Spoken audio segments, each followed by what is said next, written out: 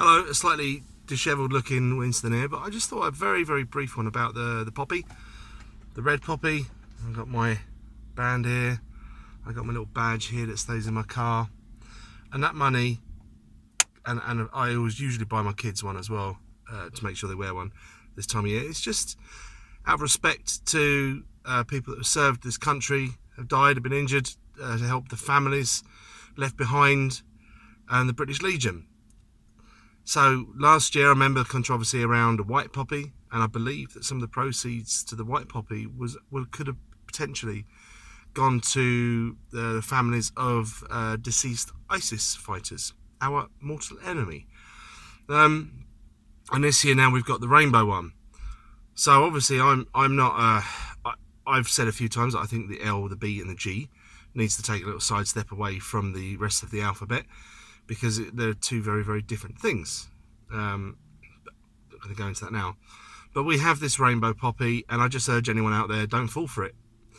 Don't give them that money, because the people are less, and what will happen is people are less likely to put a quid in the British Legion for their poppy, because they've already bought a poppy, haven't they? You know, got a poppy, I just got a different poppy.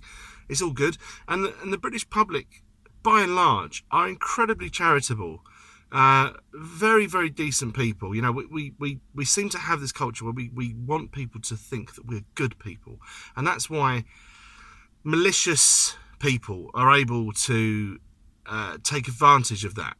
And I don't want us to change, not really. I don't want us to become cold and hardened and cynical like me en masse, but you know, people just need to wise up to these things. Why are they doing it? It's a rip-off. It might even be a scam. I don't know. I don't know the absolute truth behind it. I just had a brief look at a couple of articles. There's not really anything conclusive, and that's about as much research as I was prepared to do. Some other people out there, I'm sure, in the comments will explain exactly what it's about. And the money might be there to be raised for LGBT matters. But they have an entire month that seems to go on a lot longer than a month as well.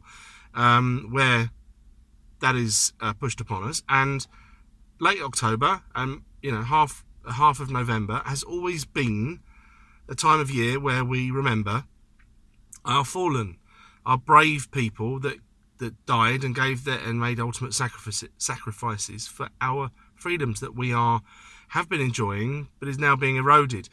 And this leftist Marxist movement just doesn't seem to want to stop. But I'm wondering whether we might have reached a point, or approaching the tipping point, where en masse people are starting to go, do you know what, this is bullshit, I've had enough of this stuff, you're ramming this stuff down our throats, you're continually telling us that we're bad. We have Black History Month, but we don't have a British month. Can we not have a British month where we celebrate, and all the media every day, celebrates the glorious achievements that we've had? No, it's just, it seems to be constantly negative. And it is, if you're a conspiracy theorist like me, or just maybe red-pilled, whichever one I am, bit of both maybe, you see a bigger picture. David Icke talks about the dot connecting, building up the pixels. I try not to go too far, as David Icke does, because I think he sees conspiracy in everything. But there's definitely something out there, and there are people that are working at just chipping away at what makes Britain Britain, and what makes England and the English and the Scottish and the Welsh and the Northern Irish and the Irish. You guys are all right too. Anyway, that's it really. So that's just my thoughts on when I see this stuff. I imagine that most people here would not be so foolish as to fall for that and buy a rainbow poppy, but just in case, don't do it, guys. Anyway, see you soon. Bye.